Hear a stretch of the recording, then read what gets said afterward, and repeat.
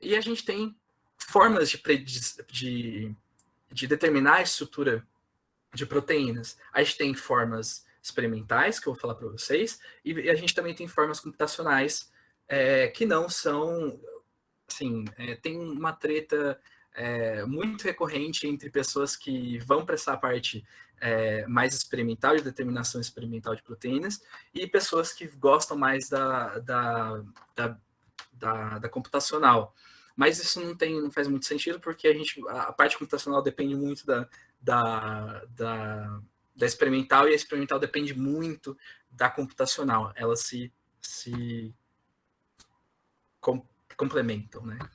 E a gente tem uma coisa muito legal também, que é a estrutura de proteínas, ou o folding, o dobramento, o enovelamento de algumas partes de proteínas, pode ser mais conservado do que sequências. A gente pode ter uma mesma estrutura que vai ter a mesma função, mas ela vai ter um número de sequências muito diferente. Uma função assim, sei lá, transportar moléculas, por exemplo. Independe da molécula, se vai ser um lipídio, se vai ser um carboidrato, se vai ser uma proteína, se vai ser um íon, mas ela pode ter o mesmo enovelamento, ela pode ser essa estrutura aqui que eu estou mostrando para vocês, não é uma proteína de transporte, né? Que na verdade é a GFP, que é a proteína fluorescente verde, que é muito utilizada na biologia sintética, né? Vocês devem estar cansados de ouvir falar. Mas ela tem uma estrutura que é repetida também em outras proteínas que colocam cores diferentes, né? Vermelho, azul, amarelo. A gente pode encontrar alguns padrões estruturais. As proteínas também, elas não são estáticas. A gente imagina que a proteína, o anticorpo, por exemplo, ele vai ficar paradinho, ou, por exemplo, a GFP, ela vai ficar paradinha, mas não, ela mexe, ela é dinâmica. Ela tem que interagir com solvente, ela tem que interagir com água, com sangue, enfim, com o citoplasma da célula. Então, ela não é estática, ela é dinâmica. E isso vai definir também que algumas proteínas vão ser mais livres do que outras, ou regiões de proteínas vão ser mais livres do que outras. Por exemplo, se você pensar, que eu vou falar um pouquinho melhor sobre loops, mas se você pensar numa corda, e você ficar balançando ela, é muito mais provável que ela vai ter uma desordem, né? Mas se você pega uma estrutura que, sei lá, é uma cordinha com algumas firulinhas, e depois tem cordinha e tem... deixa eu ver...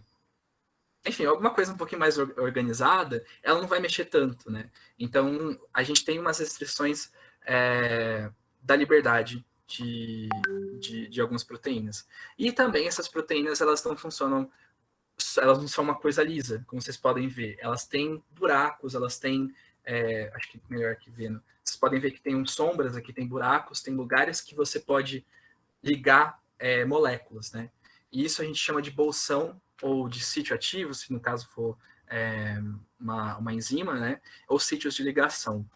E a gente também tem as proteínas que têm modificações pós-traducionais. Essas são modificações importantes para você, por exemplo, aumentar a interação com outros tipos de proteínas, com outras moléculas, ou também você garantir a estrutura, a estabilidade daquela estrutura, que são, no caso, as modificações por ligações de pontes de sulfeto. E também a gente tem proteólise, a gente pode degradar uma proteína, e a partir dessa proteína ela vai ter uma outra função em outro lugar. É uma coisa... enfim, é um sistema biológico, né? Muito complexo. E a gente também, quando a gente vai modelar uma proteína, ou a gente vai determinar a estrutura dela, a gente consegue também avaliar as redes intramoleculares, ou seja, dentro da própria proteína, os próprios aminoácidos, os próprios resíduos de aminoácidos conseguem interagir entre si. Claro, isso vai formar a estrutura da proteína, mas também é interessante você olhar que quando você tem uma rede de interações, tem alguns aminoácidos, tem alguns agentes, até mesmo quando a gente vai falar sobre uma estrutura social, né, uma comunidade, que tem pessoas que são mais importantes do que outras.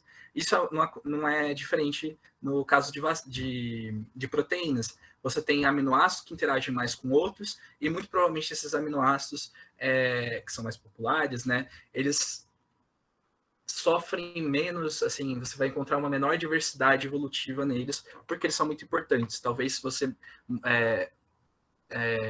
tiver uma mutação que vai transformar vai substituir aquele aminoácido que é hidrofílico por um aminoácido hidrofóbico, talvez você perca a estabilidade daquela proteína. E isso, a estrutura, a bioinformática estrutural, também pode ser utilizada para desenvolver, fazer o design de antígenos vacinais. Então, a gente vê nas vacinas que foram desenvolvidas para a Covid-19, elas se basearam muito nos estudos estruturais da proteína spike para MERS, que é outro coronavírus, que ainda está circulando mais no Oriente Médio, mata bastante gente, e a partir da estrutura dela, com alguns padrões que foram encontrados nessa estrutura, eles passaram esse conhecimento para a proteína do SARS-CoV-2 e estabilizaram a proteína na melhor conformação. E isso é importante porque se a proteína fica se mexendo bastante, se você for desenvolver, quando você vai gerar anticorpos depois da aplicação da vacina, você tem uma variedade de anticorpos que não vão ser tão neutralizantes, tão efetivos para conter aquela infecção, né? Então, a gente tem muita aplicação. E, ultimamente, desde 2020, a gente teve, acho que acho que pode falar isso, obviamente, mas uma revolução dentro da área da bioinformática estrutural. Por quê? O AlphaFold, não sei se vocês já ouviram falar, mas é um produto de uma empresa que é produto da Google também, chamado DeepMind, utilizou a inteligência artificial, o machine learning, ou enfim, como vocês quiserem falar, né? Utilizando a aprendizagem de máquina, eles conseguiram modelar todas as proteínas já conhecidas.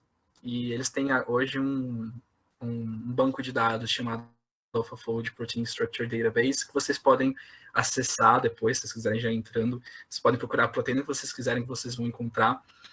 E ela foi modelada através de aprendizagem de máquina.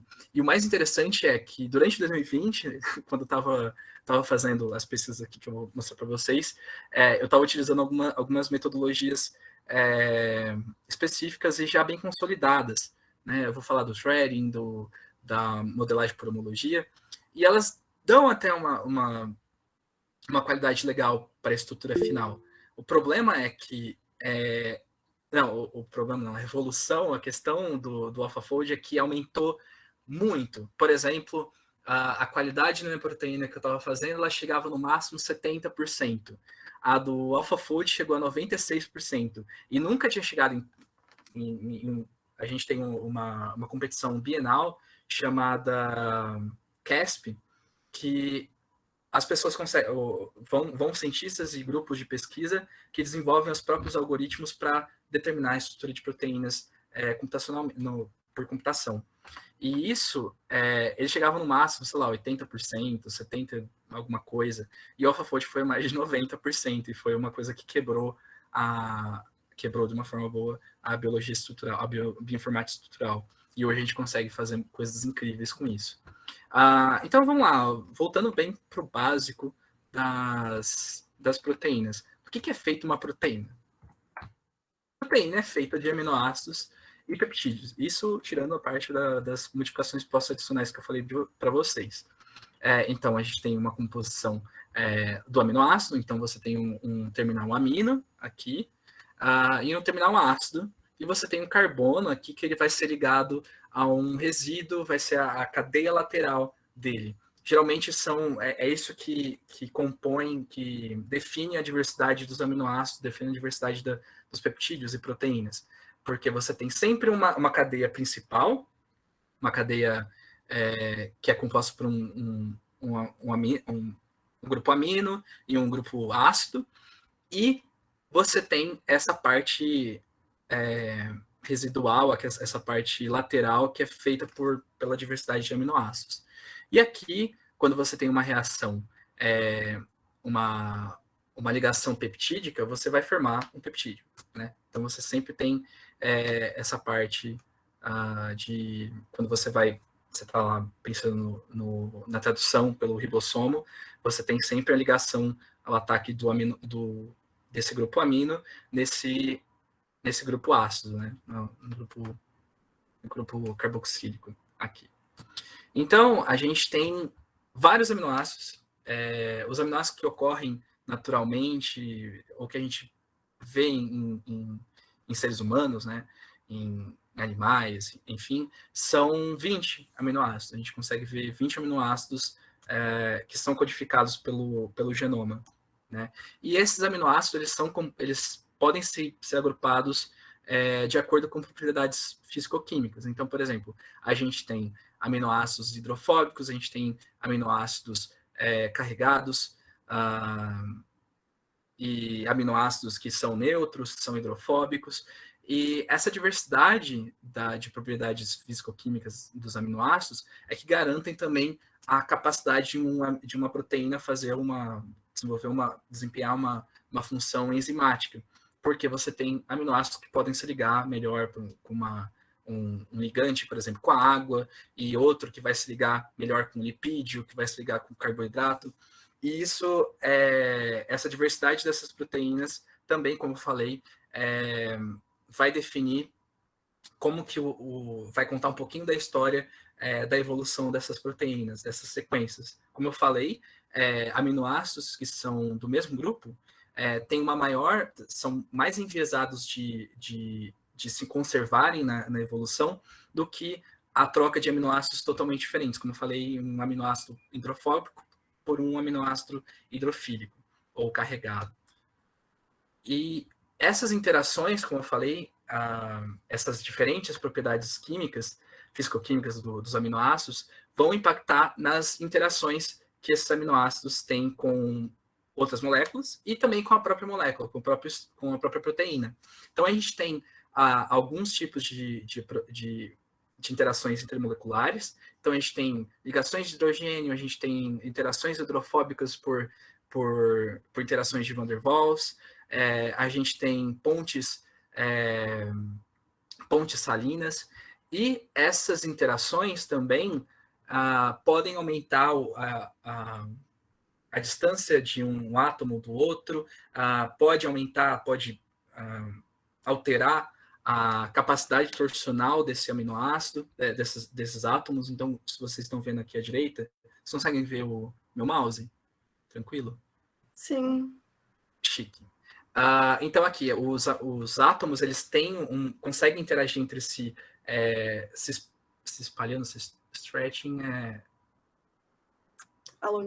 alongando, eles podem aumentar o ângulo entre si, eles podem ficar se torcendo. Então, assim, existe uma mecânica dentro das interações intra e intermoleculares. E intermoleculares entre os átomos também. Então, assim, a gente tem que considerar tudo isso quando a gente vai modelar uma proteína, quando a gente vai pensar como que essa proteína interage com outras proteínas, interage no contexto biológico dela, né? Então, quando a gente vai falar sobre proteína, a gente tem alguns níveis estruturais, que a gente pode definir assim.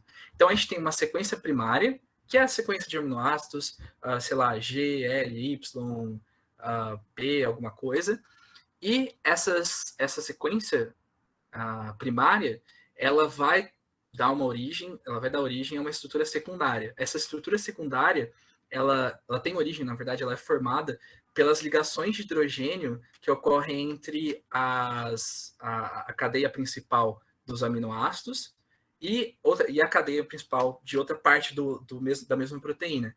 Isso, eu vou mostrar para vocês, vai gerar alguns formatos muito bacanas, como hélices e folhas. E aí, a junção de todas essas estruturas secundárias e como ela se comporta dentro de um solvente, ela se comporta dentro da água, dentro do sangue, ou qualquer coisa, dentro do citoplasma, vai definir como que ela vai se dobrar. Então, a gente tem a estrutura secundária que ela só considera, como eu falei aqui, a cadeia principal, aqui como vocês estão vendo, o terminal amino, o terminal ácido e o centro, o carbono alfa aqui. E aí, quando a gente vai para a estrutura secundária, a gente começa a considerar o resíduo de aminoácido, ou seja, as cadeias laterais. E isso vai meio que moldar essa proteína. Então, os aminoácidos, os resíduos vão começar a interagir entre si, e eles vão começar a se dobrar de uma forma a chegar na melhor conformação ou energeticamente mais estável. Né? E quando a gente junta várias estruturas terciárias, a gente tem uma estrutura quaternária. No caso, por exemplo, aqui que eu coloquei, esse prego aqui, na verdade, é para ser uma spike, a proteína spike. Então, acho que tem uma fotinha dela aqui. Enfim. Para vocês. Enfim. Aqui não dá para ver, eu não marquei muito bonitinho, mas a gente tem 3 pedaços, 3 unidades, 3 subunidades da spike, da proteína spike, que faz parte do coronavírus, né? Que faz a coroa do coronavírus. E a interação dessas 3 subunidades é que formam uma estrutura quaternária, que é a proteína spike que vai ser efetiva, que vai ser utilizada pelo vírus para entrar nas células. Então, assim, uma proteína só ou uma subunidade ela não tem tanto efeito assim para replicação, para o ciclo de vida, o ciclo de replicação do vírus, né? Então, vamos lá. Então, assim, como eu já expliquei essa parte dos níveis estruturais das proteínas, a gente tem algumas informações, alguns dados que a gente pode obter por meio de bioinformática estrutural e de todos os estudos que basearam isso, né, basearam esses softwares e programas que a gente utiliza, algumas informações que a gente pode obter para, por exemplo, levar essa estrutura, essa sequência, no caso de uma sequência primária, para uma estrutura secundária, uma terciária, para uma quaternária, ou para prever quais são as interações. Então, numa estrutura, a partir da estrutura da sequência primária, a gente pode obter as propriedades bioquímicas daquela proteína. Eu não sei se vocês já desenvolvem algum projeto no iGen, já tem um gene que vocês já estudam, mas se a gente for expressar uma proteína, por exemplo, uma bactéria, a gente tem que considerar isso. E a gente pode utilizar, por exemplo, que é o mais simples, eu acho que todo mundo, talvez todo mundo conheça, que é o Protiparan do Expazy, que ele dá muitas informações bioquímicas. Então, o PI, que é o ponto elétrico, que é importantíssimo para você dissolver alguns experimentos de bancada. Também o coeficiente de extinção, que é para você descobrir, para você determinar a quantidade, a concentração daquela proteína, que esse coeficiente é algo específico daquela proteína, o peptídeo. E a gente também tem a massa, o peso, a massa da proteína. Então, quando a gente vai analisar, por exemplo, uma eletroforese em gel, se a gente quer achar, sei lá, eu expressei realmente aquela proteína naquela bactéria, a gente vai ver uma banda lá perto de onde a gente imagina outras proteínas daquele tamanho que estejam lá, né? E, além disso, a gente pode também obter algumas informações sobre a família, domínio, a relação evolutiva com outras proteínas, localização celular, expressão, onde essa proteína está sendo expressa, se ela está sendo mais expressa dentro do rim, dentro do fígado, dentro do cérebro. Isso a gente tem algumas informações. E, a partir disso, a gente tem a estrutura secundária, que, como eu falei, a gente vai derivar as estruturas de hélices, folhas e loops, interações de hidrogênio. A gente, como eu falei, a gente pode já obter alguma informação sobre quais resíduos são mais importantes para aquela proteína. Mas aí, quando a gente chega na estrutura terciária, que é a mais importante, né, quando a gente está falando de modelagem de proteínas, a gente começa a olhar sobre as interações intermoleculares. Que eu já falei, a gente consegue fazer a dinâmica dessa proteína, ou seja, a gente tem uma proteína ou uma enzima que ela tem um ligante, sei lá, vamos pegar o anticorpo, e aí a gente definiu um antígeno para ele, então o anticorpo ligou a ele. Só que eu não tenho certeza se esse anticorpo vai se ligar bem a ele, se ele só vai se ligar e soltar, ou se ele vai se ligar e continuar daquela forma por muito tempo, por exemplo. E aí a gente tem formas, a gente tem metodologias de dinâmica molecular e nessa predição computacional para ver se aquele antígeno ou aquele anticorpo que a gente modelou, ele está se ligando bem ao antígeno que a gente definiu, ou, por exemplo, aquela enzima, a molécula, o fármaco que a gente desenvolveu para inibir uma enzima, realmente está inibindo aquela enzima. Ele não está só se ligando e se soltando, ele está se ligando e ficando lá forever, né? E a gente também pode ter algumas informações sobre homogeneicidade, solubilidade dessa proteína. Então, se você está desenvolvendo um projeto de expressão de proteína recombinante em bactéria, por exemplo, a gente pode prever um pouco, a partir da estrutura terciária ou até da estrutura primária, se essa proteína vai estar solúvel no meio que você está expressando.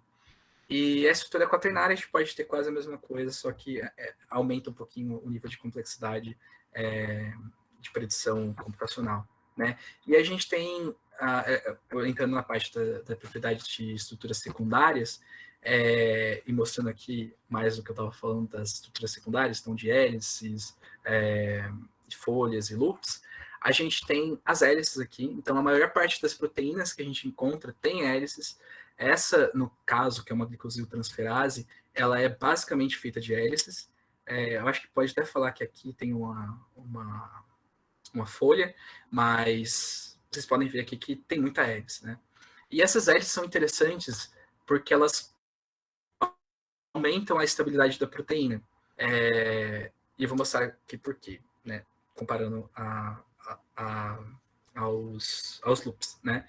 E aqui a gente pode também ver que a formação de hélices, ela sempre segue um sentido horário, porque é muito mais energeticamente favorável do que o anti-horário, né? Então, elas sempre são pontuais com os horários. E a gente tem aqui as folhas beta, que são, por exemplo, como eu falei aqui, da GFP, que é a proteína fluorescente verde fluorescente, enfim, a GFP, que ela também é formada por folhas beta. Então, vocês estão vendo aqui essas setas, elas indicam que são folhas, né? E aí, quando você tem uma junção enorme de folhas, você tem esse motif, você tem esse fold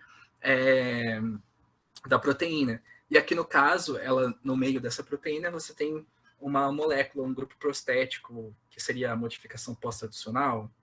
Acho que não pode falar isso, mas enfim, a gente tem a ligação de outra proteína dentro, de outra molécula dentro dela, que vai dar vai absorver a luz e vai, né, ficar fluorescente. E aí a gente tem os loops, que são estruturas que não são não tem uma ligação de hidrogênio, não tem interações de hidrogênio da cadeia primária, formando algo mais estruturado, né, como uma alfa-hélice ou uma folha beta. Então, vocês podem ver aqui que o loop, ou voltas, ou alças, tem toda a definição. Eu falo aqui que, na verdade, muita gente, eu não soube disso quando eu estava na graduação, mas a gente ouve falar muito que existe alfa-hélice, beta, folha beta e loop, mas na verdade tem subclassificações delas, né? E isso a gente considera quando a gente está usando alguns programas para definir, para buscar as estruturas secundárias. Isso é importante também quando vocês forem fazer algum projeto aqui, que eu vou mostrar para vocês os softwares, para vocês não ficarem bitolados, tipo, ué, mas nunca ouvi falar nisso. E aí os loops, eles também, como vocês estão vendo aqui, que são esses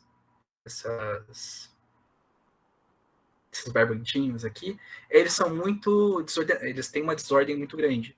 Então, quando a gente está olhando em algumas estruturas como essas aqui, do GFP, ou até do anticorpo, que eu não tenho aqui as estruturas, o formato de cartoon dela, o formato de cartoon é esse tipo aqui.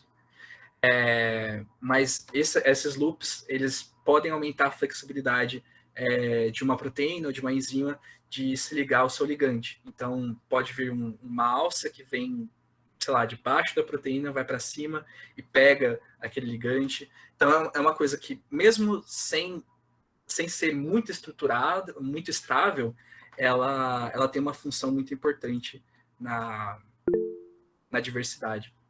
Oi, pode falar, Samuel.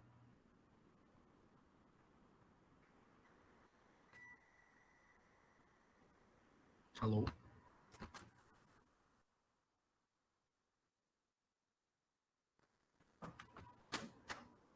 O Gadir, só uma pergunta. Você tá gravando a...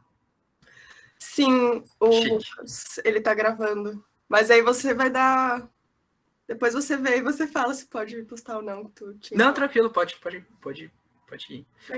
O Samuel ia falar alguma coisa? Não sei se levantou... Estão conseguindo me escutar? Sim. Ok. Eu achava que eu tava ligado no microfone, desculpa. Não, tranquilo. Então, boa noite, assim, já tem uma pergunta, né? Sobre essa questão dos loops, né? Ano passado a gente estava no projeto do Aiden e a gente pensou em modelar, né, estruturalmente as proteínas de interesse que a gente estava interessado em produzir, né? Que eram AMPs. E esses AMPs, eles têm muita semelhança, né, com essas características até que tu mencionou dos loops, né? São sequências de aminoácidos, uma certa quantidade de aminoácidos, e elas tendem a ser produzidas em forma inativada, e conforme for passando as vias metabólicas, bioquímicas do organismo, tende a ser clivado parte desses aminoácidos e liberando um AMP, né, um peptídeo antimicrobiano ativo, né? E aí, uma coisa, eu era da parte de Dry Lab, uma coisa que me ficou muito na dúvida, porque aí a gente acabou não indo para esse segmento e sim mais para a parte de modelagem de sistema biológico, né, de biologia de sistemas. Mas uma coisa que me ficou muito na dúvida é que se falava muito que esses loops é muito difícil de modelar, porque é poucos aminoácidos, então as plataformas de homologia que tem disponíveis, muitas vezes elas não conseguem decifrar exatamente, assim, não chegam com exatidão, né, uma certa precisão na estrutura. E eu queria saber, eu tenho essa dúvida, não sei se depois tu vai falar disso, né, mas ano passado eu fiquei com essa questão e eu nunca consegui perguntar para alguém, né, que trabalhasse com isso, se é isso mesmo, se eu entendi certo, ou é alguma outra coisa de dificuldade, né, para modelar esse tipo de proteína. Enfim, é isso aí. Então, só uma pergunta. Você usou modelagem por homologia, né? Isso. Na Você verdade, usou... na época a gente pesquisou por fazer por homologia, que ia ser mais fácil, mas aí depois eu vi que era uma opção meio... não era tão boa, talvez, para esse tipo de proteína, né? Então, é bem interessante essa pergunta, porque quando eu fui trabalhar com a minha primeira modelagem, eu fiquei horas e horas e horas. Eu usava um modeler, que eu vou falar um pouquinho melhor para vocês, tentando modelar, chegar na melhor qualidade para o meu loop, né? Só que, na verdade, a gente tem um problema muito grande. Como você falou, a gente não tem... Os loops, eles não conseguem formar estruturas estáveis. Então, eles... Não todos, né? Mas a gente consegue ter uma diversidade muito grande entre loops. Então, para você predizer por modelagem por homologia, fica um pouquinho difícil mesmo. Mas também a gente tem que considerar que, como eu falei, as proteínas são dinâmicas, né? Então, como eu falei que os loops são bastante instáveis, geralmente, né? São instáveis por natureza, a gente não vai encontrar uma qualidade muito boa para ele, porque qual que é a ideia dos softwares e de programas e servidores que fazem a avaliação estrutural delas? É mostrar assim que eu tenho uma... Era para esse loop, esse aminoácido desse loop tá numa posição X, ele está na posição Y, e logo já reduziu a qualidade dele comparado a outras proteínas. Mas não tem como você comparar muito, porque, como eu falei, é dinâmico. Então, você tem que fazer uma dinâmica molecular que você vai ver, por exemplo, eu não lembro, você falou, a MP é uma proteína que tem o que? Qual que é a função dela? São peptídeos antimicrobianos. Isso sei lá, a gente utilizou de um anfíbio específico que é produzido, mas é para agir como uma forma de defesa do organismo, né, contra patógenos externos e tudo mais. Bem, então, se você tem seria composto bastante por loops, vai ser um pouquinho difícil da gente só pegar uma coisa, um corpo rígido, né, uma proteína, ou esse peptídeo rígido, e juntar com o alvo que a gente tem, que vocês devem ter predito, né? No caso, o que a gente faz, geralmente, a gente pega, a gente faz por docking, né, atracamento. Aí a gente modela uma coisa, modela outra, no caso, o peptídeo, e você coloca para os dois interagirem. E aí, depois deles estarem interagindo, você analisar algumas interações intermoleculares entre esses dois corpos, né? Você coloca ele dentro de uma caixa computacional, né, no caso, para fazer essa dinâmica molecular. E aí você coloca, por exemplo, em água, você pode colocar, mudar o pH, você pode mudar o padrão da água, os parâmetros que definem a água, e aí você vai ter uma resposta definitiva se aquele peptídeo está ligando bem no seu alvo ou não, sabe? Então, você tem que fazer uma dinâmica molecular. Mesmo que você modele e fique meio feinho, assim, não tenha uma qualidade 100%, ela vai ser... Você vai só meio que bater o martelo antes de fazer, por exemplo, se você fosse levar para um wet lab, depois que você fizer uma dinâmica molecular. Então, não sei se ficou claro, mas... Não, respondeu. Inclusive, a gente chegou aí muito para essa parte da dinâmica molecular. Uhum. É que é aquela coisa, né? Tipo, agora falando é muito fácil. Quando a gente foi parar para pensar se dava para fazer ou não, tempo também para fazer, a gente acabou tendo outros objetivos, né? Focando em outros objetivos. Mas me esclareceu a dúvida, assim, ficou mais claro agora. E que bom que eu me lembrei disso, porque era uma dúvida bem interessante naquela época que a gente teve. Obrigado. Que isso. Não, a minha... Pode falar, Marcel.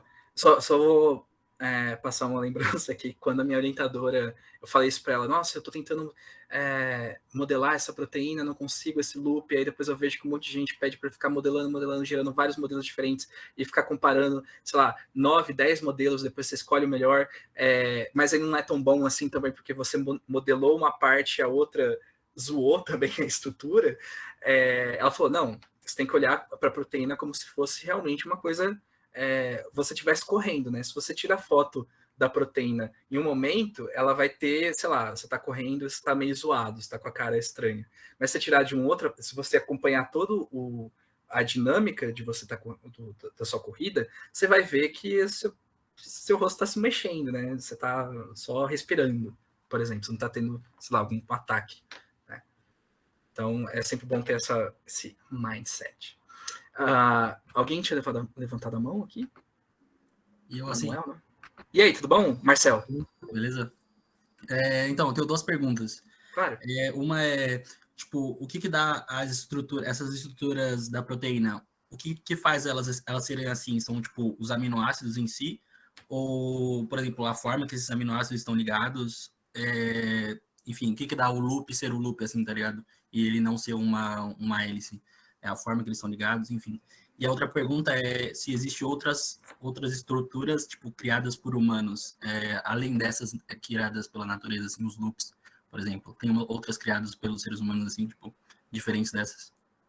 Tipo, tá, não, voltando na parte de loop, ela basicamente só forma um loop porque ele não tem interações de hidrogênio que vão formar alguma estrutura que seja, sei lá, estável ou tem um padrão estrutural como as hélices, né? Então você tem interações dos hidrogênios que estão dos hidrogênios e átomos polares, né, como o oxigênio, dentro da própria proteína. Então elas são consecutivos. Então vocês podem ver aqui que a hélice aqui, ela só forma uma hélice porque ela tá interagindo com um aminoácido consecutivo. A gente tem a mesma coisa, entre aspas, com as folhas beta, mas as folhas beta são basicamente uma cadeia de mesma proteína, né? Uma cadeia de aminoácidos aqui, indo, voltando e formando uma folha que está uma sequência paralela com a outra e está interagindo esses hidrogênios, né? Formando essas pontes de hidrogênio. Então, basicamente, é assim que forma o loop. Ele só não tem uma dessas outras estruturas. E essa pergunta que você falou sobre ter estruturas secundárias feitas por seres humanos, eu nunca ouvi falar, eu nunca pensei a respeito, na verdade. Eu acho que só formam essas mesmo. Eu acho que o que vem da diversidade que a gente consegue desenhar proteínas, que a gente vai para o design de proteínas, é mais na parte terciária, né, da proteína. Então, como que ela vai se dobrar, como que ela vai dobrar essas estruturas secundárias entre si e como que ela vai desempenhar uma função definida pela gente, né? Ou como a gente pode melhorar essa função também, otimizar. Fez sentido? Entendi, não, respondeu perfeitamente. Valeu. Chique. Isso. Então, voltando aqui, no caso, o loop aqui que eu mostrei, ele é uma parte do capsídeo de um coronavírus, né? Se eu não me engano, é do poliovírus. Então, os loops também, voltando, acho que é a última parte aqui dos loops, voltando, eles conseguem, são importantes para a formação de sítio ativo, e também eles podem ser utilizados como linkers interdomínio. Então, se você for olhar uma proteína que tem vários domínios, elas são separadas geralmente por linkers feitos por loops, né? Porque eles dão uma flexibilidade maior. Então, se você quer ter uma parte da sua proteína que interage ou que tem uma função enzimática de, sei lá, quebrar o carboidrato e a outra de quebrar uma proteína, você tem que separar os dois para eles poderem ter uma liberdade de movimento e desempenharem a função que você quer, né? E, além disso, eles também são importantes para o alosterismo. O alosterismo é basicamente assim, você tem uma proteína que ela é uma enzima, no caso, e aí nessa enzima ela tem um sítio ativo, ela está interagindo com um ligante, só que aí você tem outra parte da proteína que não está dentro do sítio ativo, outra parte mesmo da proteína, que ele tem uma liberdade de movimento. Então, se for, por exemplo, um loop que interage com outra proteína e ele tem alguma modificação e ele muda a conformação dele, ao mudar a conformação dele, muda também a conformação do sítio ativo. E aí o sítio ativo não pode, por exemplo, mais catalisar uma reação, ou ele vai aumentar a capacidade de catálise dele, né? Por exemplo. Então, os loops são, por mais que eles não sejam estruturados, eles são muito importantes para um monte de função de proteínas. E aí a gente tem os métodos de determinação estrutural. Então, a gente tem os métodos experimentais e os métodos computacionais.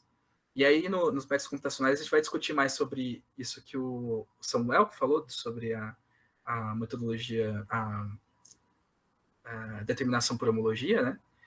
E, bem, vamos lá. A parte de a cristalografia por raio-x é a metodologia mais utilizada, ou estava sendo mais utilizada até pouco tempo atrás, para resolução de proteínas.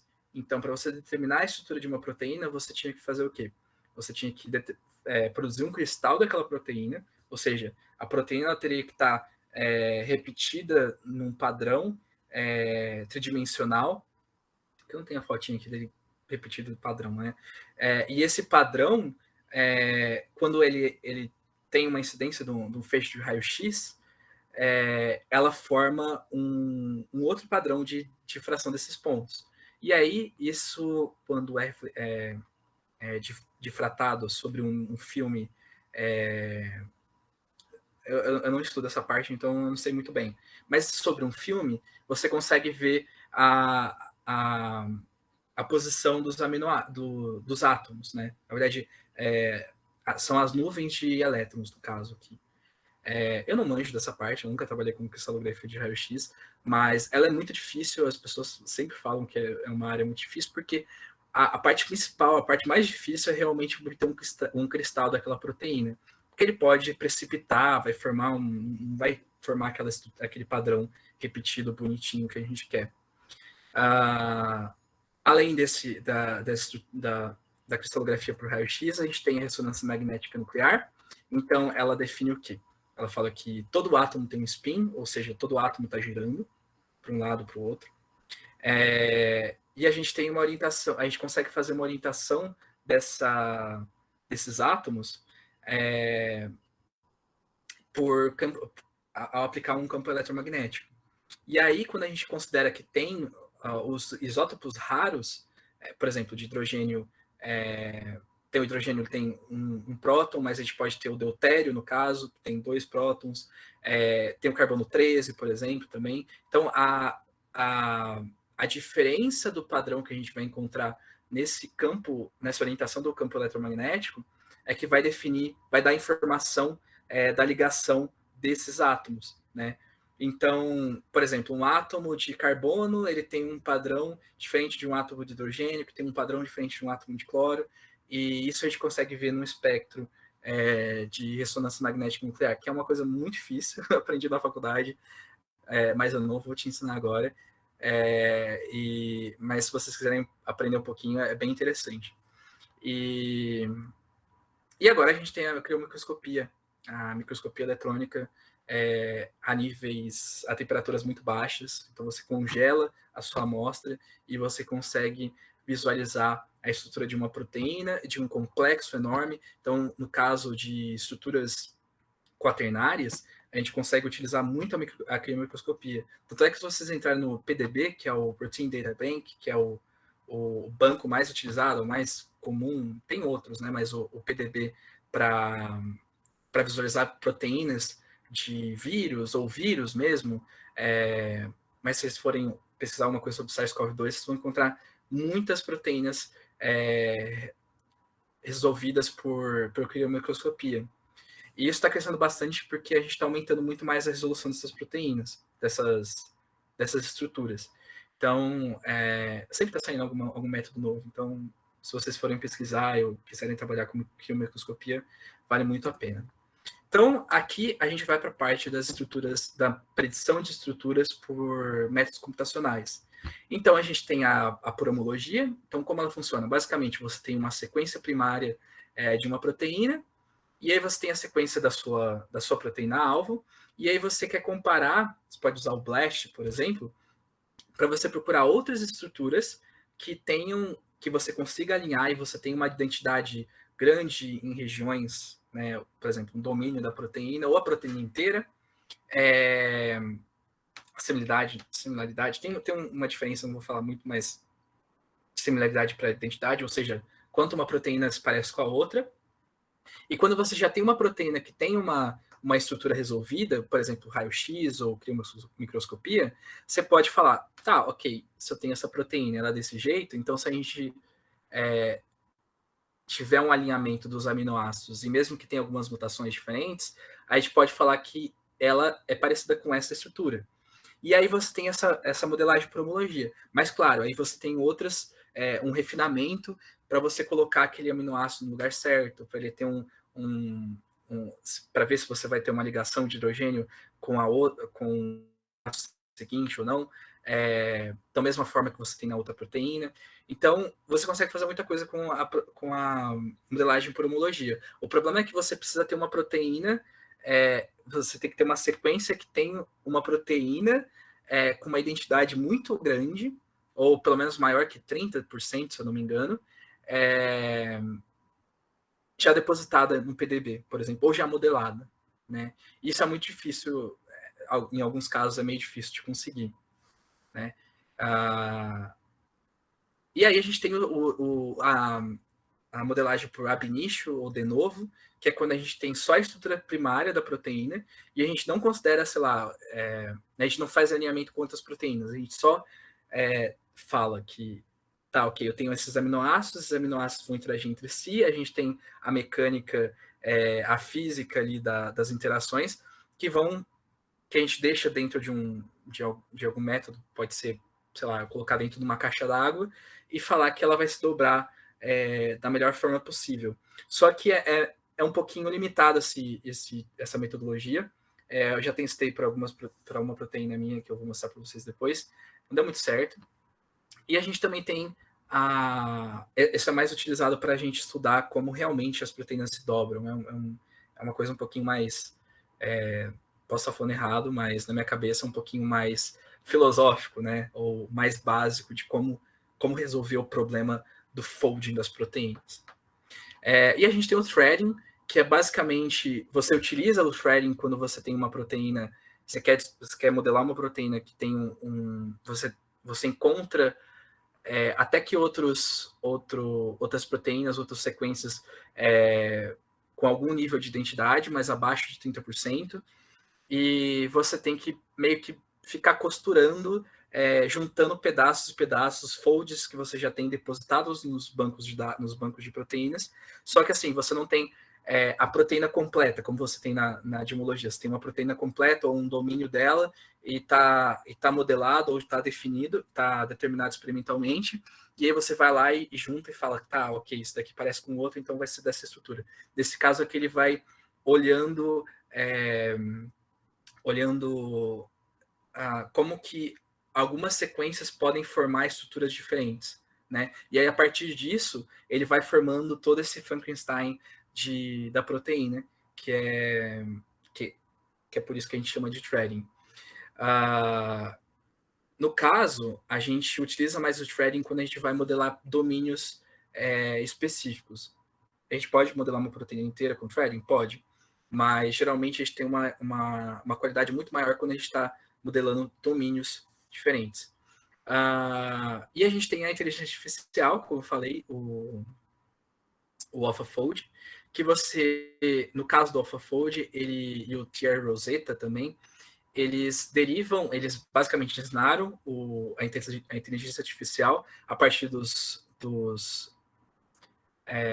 relações, das interações intramoleculares das proteínas, que tem todas as proteínas já resolvidas, ou de um banco que eles definiram, e a partir da máquina, né, ou a inteligência artificial, ela vai entender que se um aminoácido está aqui, então ele está no outro, então ele vai interagir com o outro, então ele vai se dobrar dessa forma. E a partir disso a gente tem, só com a estrutura a sequência primária, a gente consegue ter a estrutura terciária aqui. Hoje a gente tem algumas formas que estão sendo desenvolvidas do AlphaFold que você pode desenvolver a estrutura quaternária dessas proteínas. Então aqui eu vou falar um pouquinho sobre meu projeto, foi meu TCC também, com a Covid-19. Então eu estava trabalhando com uma proteína chamada, eu chamo de TeamPress2, mas tem gente que fala TeamPress2, enfim, vou falar de TeamPress, que é uma serinoprotease que ela cliva um pedaço da proteína spike quando ela está fechada.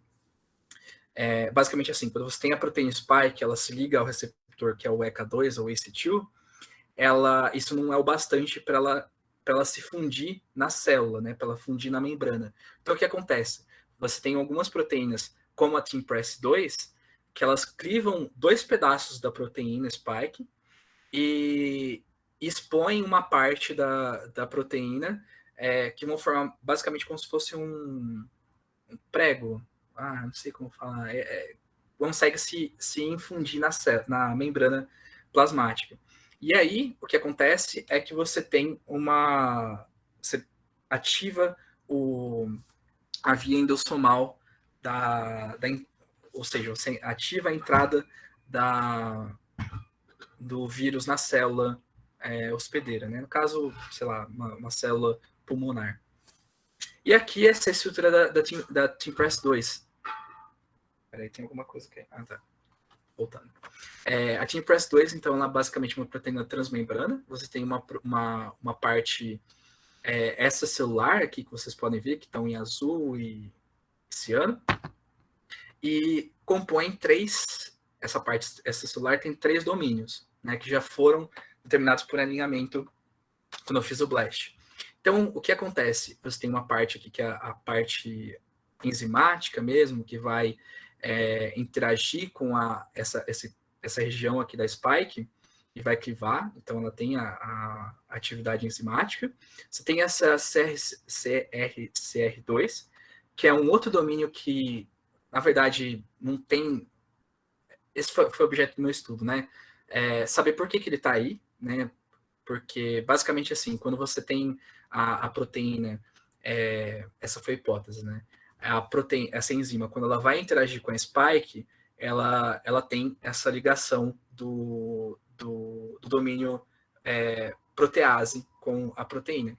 Só que quando você tem outras proteínas, você tem a mesma proteína que a própria região, a própria sítio ativo consegue interagir com o próprio loop dele, que está ligando esses dois domínios aqui, que eu estou mostrando para vocês, aqui, na verdade. Esse loop aqui que está formando, está ligando o domínio CRCR2 e o S1, que é a parte serina, a parte de protease aqui.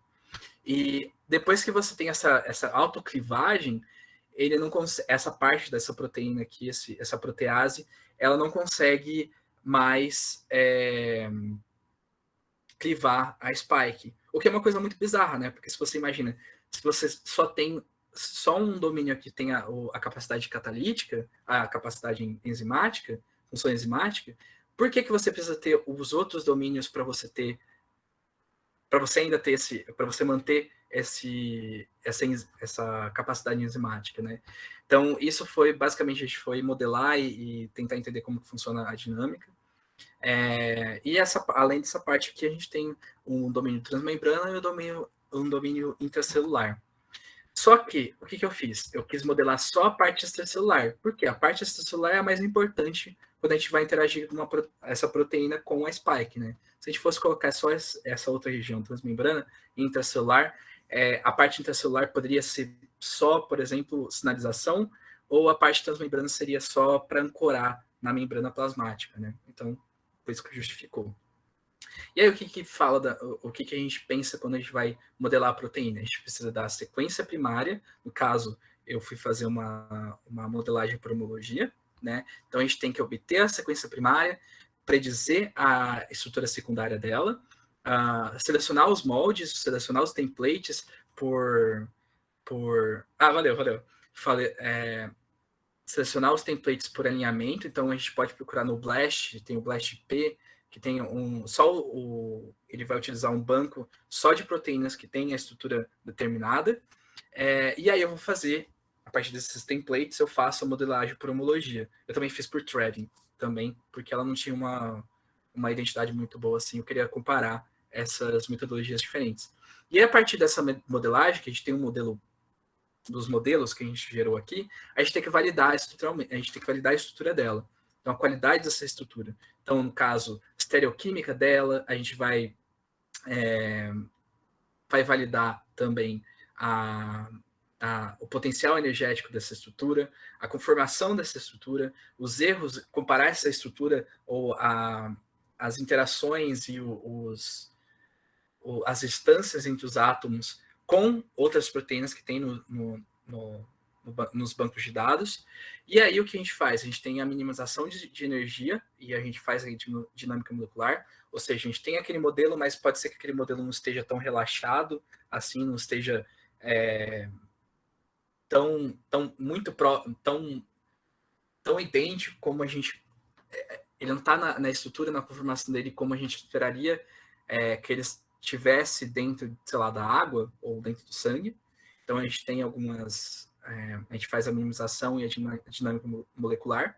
E aí eu fiz o atracamento virtual dessa proteína, desse modelo, com algumas moléculas que foram isoladas de uma planta, por um colaborador nosso, o William Castillo Ordones, que mostravam até uma capacidade antiviral.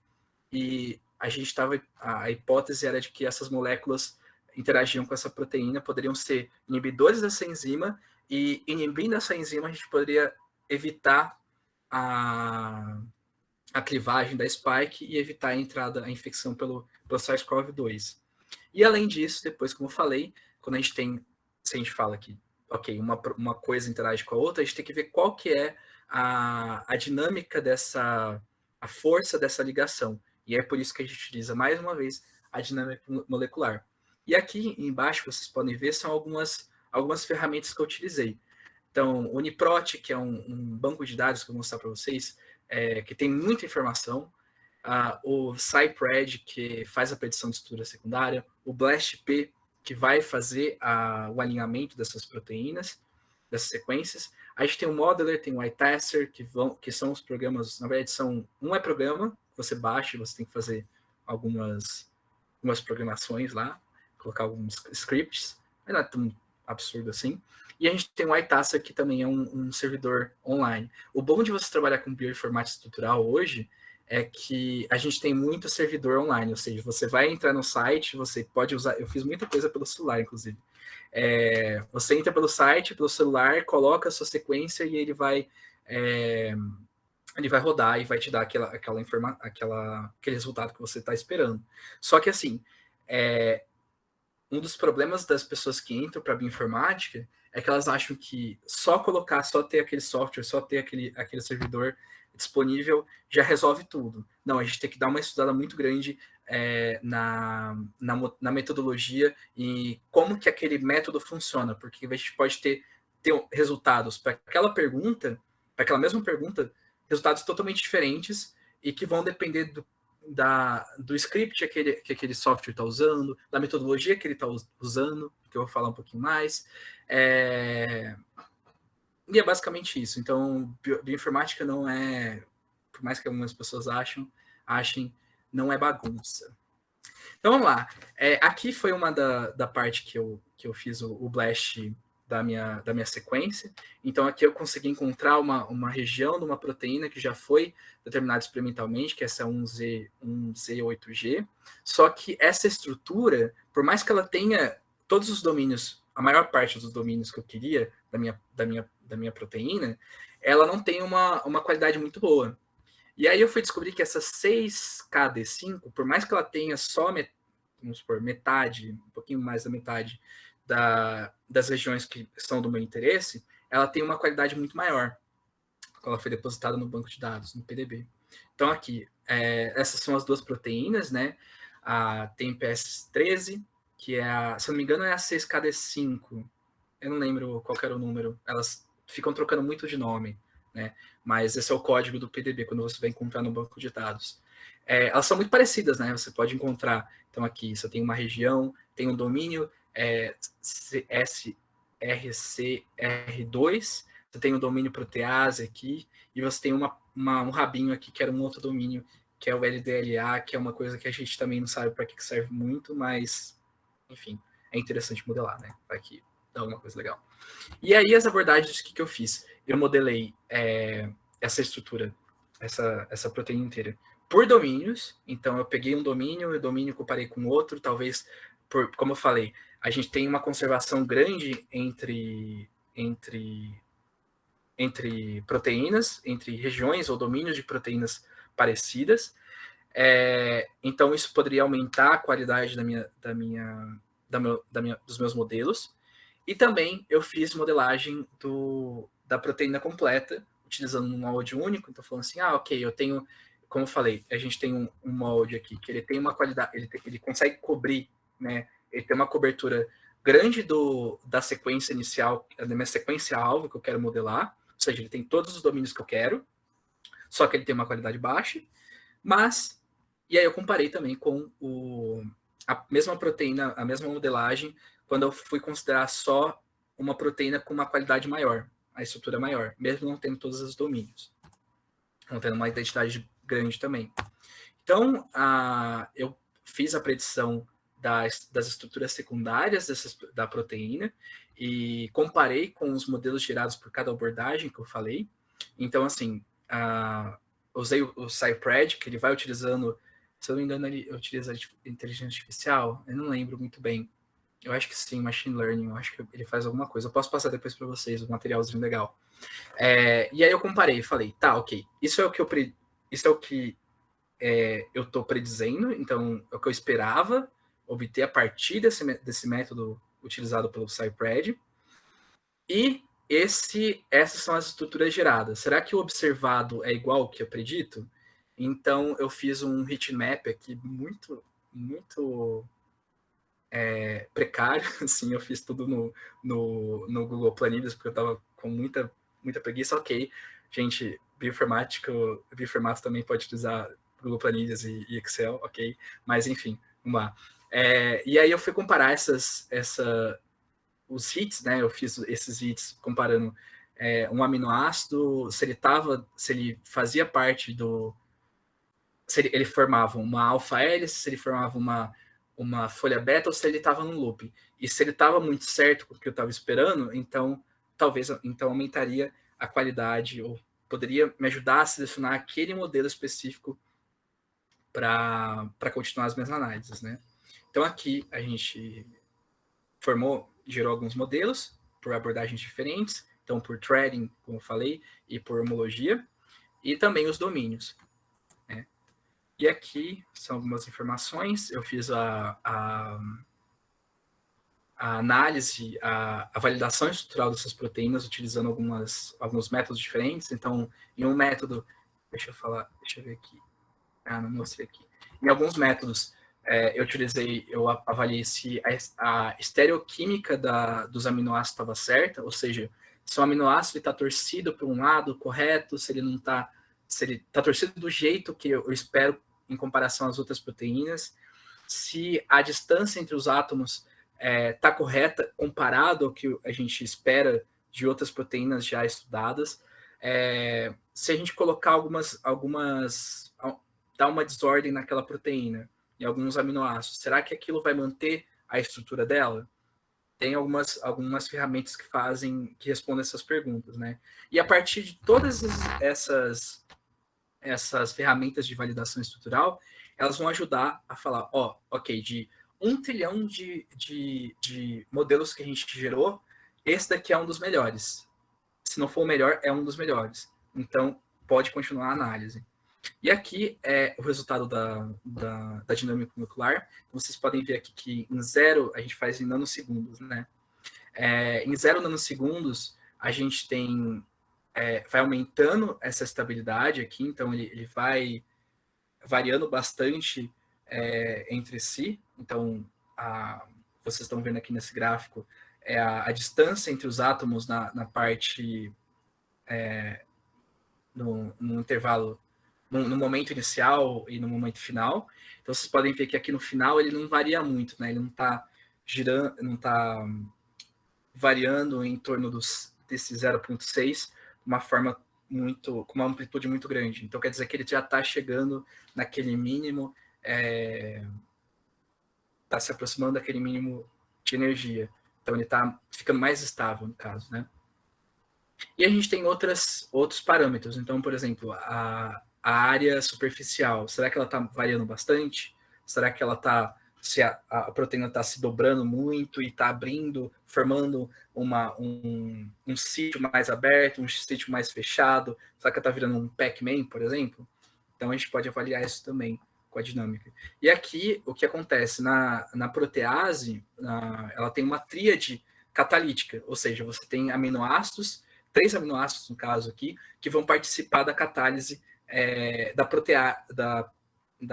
proteólise da proteína, né? Da spike. Então, vocês estão vendo aqui em vermelho, são os resíduos que participam dessa tríade catalítica. Vocês podem ver que aqui você pode até ter uma flutuação, uma estabilidade desses resíduos, e talvez, por exemplo, você pode aumentar a estabilidade desses aminoácidos, dessa tríade catalítica, se a gente fizer alguma modificação nos aminoácidos no entorno. Né? Podem ser consecutivos, sei lá, 1, 2, 3, ou eu posso pegar um aminoácido que está lá, sei lá, no final da proteína e está interagindo aqui e deixar ele paradinho para deixar mais estável, por exemplo. Então aqui também a gente pode avaliar os pockets, os bolsões, como eu falei. A gente tem invaginações dentro da proteína, e essas invaginações podem formar sítios de ligação. Então, esses sítios de ligação podem promover a interação com outras proteínas.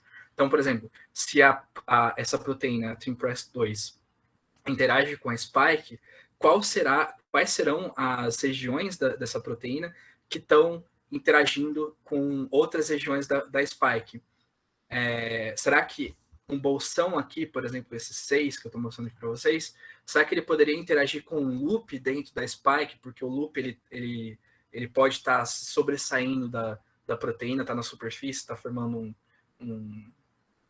uma sobressalência, uma saliência na proteína, e isso está aumentando a estabilidade, a interação? Será que é isso? Pode ser também. E A gente pode também ver a superfície eletrostática, porque, né, como eu disse, você tem algumas interações, as interações entre os átomos, muitos deles são interações eletrostáticas. Então, positivo com negativo, por exemplo. E aqui eu fiz a ligação do camostat, que era uma molécula que estava sendo apostada, estava sendo uma aposta como inibidor da entrada desculpa, gente, o meu cérebro já está desligando agora. Que ele pode ser utilizado para inibir a entrada do vírus. Então, isso eles sabem por quê. Fizeram um teste in vitro, falaram, ok, vamos utilizar essa molécula aqui, que também é utilizada para outras selenoproteases parecidas com essa enzima. Vamos ver se ela tem alguma atividade antiviral. E teve uma atividade antiviral considerável in vitro, né? Mas eu queria ver, tá, ok, será que... Quais são as interações que foram necessárias para inibir essa enzima? Então, eu fiz o docking, o atracamento virtual dessa molécula, camostat, que é um fármaco aprovado lá no Japão. E aí eu avaliei as interações moleculares. A partir dessas interações moleculares que foram avaliadas aqui, a gente consegue ver quais modificações no camostat ou em outras moléculas que a gente pode encontrar, por exemplo, aquelas moléculas que foram extraídas de uma planta que a gente estava utilizando, e falar, tá, ok, essa molécula pode ter um potencial antiviral muito maior do que a outra, porque ela tem um bracinho a mais aqui, ela tem uma interação a mais aqui, uma interação a menos aqui, e isso pode guiar o desenvolvimento de novos fármacos, né, ou drug design. E além disso, tem um outro projeto que eu também fiz com farmacogenética, que eu quis avaliar o impacto de polimorfismos de uma enzima muito importante na degradação de fármacos, como o omeprazol, o escitalopram, o clopidogrel, que são medicamentos muito famosos, né? São utilizados, sei lá, não são utilizados por você, muito provavelmente pelos mais velhos da sua família. E aí eu fui avaliar algumas mutações que foram descritas em seres humanos. Então, tem alguns seres humanos que conseguem, algumas populações, alguns indivíduos que conseguem metabolizar mais uma molécula do que a outra pessoa, e eu queria saber qual que era a explicação, a mecânica, o mecanismo, na verdade, dessas mutações que aumentavam ou diminuíam a atividade dessa enzima. Então, eu selecionei alguns polimorfismos, algumas mutações, e coloquei dentro da proteína. E aí, dentro dessa proteína, gerei essas mutações e eu fui comparar a força de ligação desses mutantes com essas moléculas que são alvo dessa enzima. E é muito interessante, porque é uma enzima que ela consegue metabolizar diversas moléculas diferentes. Então, desde um antiplaquetário, quanto um antidepressivo, um inibidor de bomba de ATPase, utilizado em 2-gascas, né, o omeprazol, e comparar com o inibidor que foi utilizado para gerar essa proteína e depositar dentro do PDB. E aqui, então, tem algumas modificações nessa molécula, que, como eu sou farmacêutico, é muito interessante saber disso. Será que essa enzima, quais são as modificações que essa enzima faz dentro da molécula alvo para inativar ou aumentar, na verdade, ou ativar a função, a atividade daquele medicamento, né? Então, aqui são alguns softwares que a gente pode utilizar gratuitos. Esses são do Expas e, se eu não me engano, é o Swiss ADME, que é de absorção, distribuição, metabolização e excreção do medicamento. Então, você coloca aquela estrutura do medicamento e ele consegue, a partir de outras moléculas, né, predizer qual que vai ser a capacidade dele de ser absorvido pelo nosso sistema, como que ele vai ser distribuído, se ele vai ser metabolizado ou não, quais são as enzimas que vão metabolizar.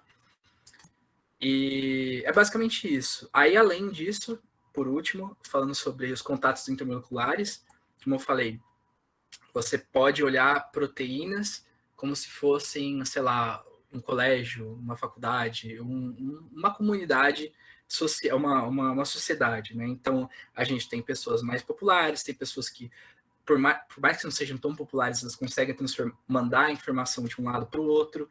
Essas pessoas também podem não ser tão importantes assim. E isso a gente consegue ver, se a gente der uma olhada assim, para uma proteína, a gente consegue ver essas redes de interações, no caso de hidrogênio, desempenhando um papel uma função muito importante para a estabilidade de uma proteína. Então, por exemplo, aqui quando eu fiz fui avaliar os aminoácidos que foram que sofreram mutações, que estão apresentando mutações nessas populações, nesses indivíduos que eu falei ali, nos polimorfismos que eu escolhi, a gente pode ver que alguns resíduos aqui participam de mais interações com outros aminoácidos. Então aqui, por exemplo, esse 433, ele tem várias interações. O grupo M aqui, que é o grupo que vai fazer a transferência, vai oxidar esses medicamentos. O grupo M, que é aquele que a gente tem na hemoglobina, ele também está dentro dessa proteína. Como que ele vai participar se você tiver uma mutação dentro da proteína que vai reduzir a ligação ou vai reduzir a capacidade do grupo M ficar ligado dentro da proteína, dentro do sítio ativo, você pode reduzir a capacidade, a função enzimática dessa enzima, né, dessa proteína. Então, era isso. Eu não sei se tem tempo ainda, eu acho que passou bastante do tempo que a gente estava falando, mas se vocês tiverem um tempo, eu posso mostrar para vocês como que a gente pode acessar alguns bancos de dados, algumas ferramentas, para vocês mesmo darem um start no projeto de vocês. O que vocês acham? Olha, eu acho que, dormindo assim, o pessoal que estiver interessado fica, mas a priori já deu tempo, mas por mim pode continuar, assim. Vai estar gravado também, o pessoal pode acessar depois. Ah, perfeito, gente. Peraí, uma pergunta. Mikhail Baruch, você por acaso é parente do Baruch de Harvard, que desenvolve vacina do HIV? Uma curiosidade. Se for, por favor. É uma pergunta séria. Mas depois eu te passo. Ele é bem famosão, assim, na parte de vacinologia. Me explica por que o estalopramidation louca. Não sei. Bem, eu não posso falar muito da parte de metabolização. Isso vai falar mais de quanto tempo o medicamento pode ficar no seu corpo, por exemplo. Mas eu indico, eu fiz já também, fazer um teste genético para você ver tanto a ancestralidade quanto ver a parte de farmacogenética e de doenças também você pode ter. Não, se eu fizer, eu saio louca, porque eu vou ver que eu tenho predisposição, tipo, 1 milhão de doenças, então eu prefiro não saber. Eu também, mas foi bom pelo menos para saber o que eu tenho que me cuidar, né? Então, é importante. O Samuel levantou a mão? Pode falar, Samuel. Eu não sei se a minha pergunta tu vai acabar respondendo agora ao longo da atividade, né? Mas me surgiu, tipo, eu vi ali os softwares que tu utilizou. Tu conseguiu migrar bem entre os softwares ou tu acabou utilizando bastante linha de comando? Essa é a primeira pergunta. E a segunda que bonito teus gráficos. Tu utilizou alguma ferramenta do Google mesmo ou foi por linha de comando também? Cara, então... Tem muita... Então, eu vou mostrar para vocês como um pouco de visualização de proteínas, que é uma coisa muito gostosa. Se vocês quiserem um dia pegarem as proteínas que vocês já têm, que vocês trabalham, e fazerem uma coisa artística, me falem que eu tenho contato com um site muito bacana que sempre está publicando arte de proteínas das pessoas que fazem lá pelo sistema deles. Que dá para fazer muita arte com proteína. E não, eu usei o Google Slides, usei esse site que eu mostrei para vocês, e usei o Canva também para fazer algumas desses gráficos. Eu usei o Flourish Data Studio também, não sei se vocês conhecem, que é para fazer gráfico também, é tudo, dá para fazer pelo celular também, e dá para fazer uma coisa bem bonitinha. Usem. Ele é bem utilizado por jornalistas de dados, né? Eu acho que a Folha ou o Estadão utilizaram por um tempo. Dá para fazer uma coisa bem profissional, né? Não precisa pagar caro em softwares. Acho que foram só essas perguntas, né, que você falou, né? Ou... As análises, tipo, tu utilizou softwares, tipo, user-friendly ou mais, tipo, teve parte de linha de comando, tipo, conseguiu migrar bem entre as plataformas, no caso? Então, eu usei o Modeler. Desculpa, eu tô sem... A garganta tá muito seca agora. No Modeler, por exemplo, eu tive que fazer tudo na linha de comando. Eu tive que fazer o Modeler porque ele é o mais interessante de você acompanhar como o processo da modelagem pelo programa, né? Que é por modelagem e homologia. Então eu tive que utilizar a linha de comando. No PyMol também, não sei se vocês conhecem, é um software que você utiliza para fazer visualização de proteínas, para você fazer anotação de proteínas, para fazer algumas outras coisas também. Dá para fazer modelagem até dá, tem uns plugins e tal, mas ele é muito... Ele tem uma interface para você interagir, que é bem fácil de utilizar, mas eu prefiro usar a linha de comando porque você tem alguns scripts que você vai mudando seus parâmetros e você só copia e cola, você já tem uma imagem bonita, você já tem resíduos que te interessam de uma forma muito mais rápida do que você ficar clicando com o mouse, sabe? Deixa eu ver se eu usei mais alguma coisa por linha de comando. Mas o Python não, né? Tipo, eu vi ultimamente que eles, na nova versão deles, eles já estão lançando análise de estrutura 3D, né? Daí queria saber se tu chegou a utilizar ou não. Tipo... Você falou PyMol ou BioPython? BioPython. Eu usei um pouco uma vez, mas como eu estava aprendendo mais, estava estudando mais sobre a metodologia dessas ferramentas, eu acabei mais focando na versão web, por exemplo, do que ficar batendo cabeça com